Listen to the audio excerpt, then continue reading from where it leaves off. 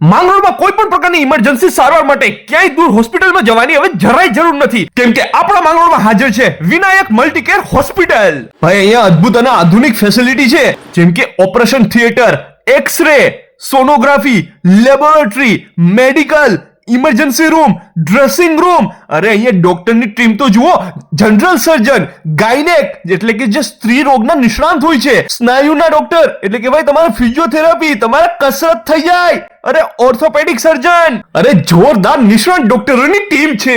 ભાઈ કોઈ પણ પ્રકારની ઇમરજન્સી સારવાર કરવી હોય ને તમને અહીંયા કરી દેવામાં આવશે. મતલબ કે જે તમારે મોટા મોટા ઓપરેશન કે પછી કોઈ પણ પ્રકારની પ્રોબ્લેમ માટે બહાર દૂરના હોસ્પિટલમાં જવાની જરૂર પડતી હતી, એ જરૂરની હવે કાંઈ જરૂર નથી, કેમ કે આપણા માંગરોળમાં હાજર છે વિનાયક મલ્ટીકેર હોસ્પિટલ.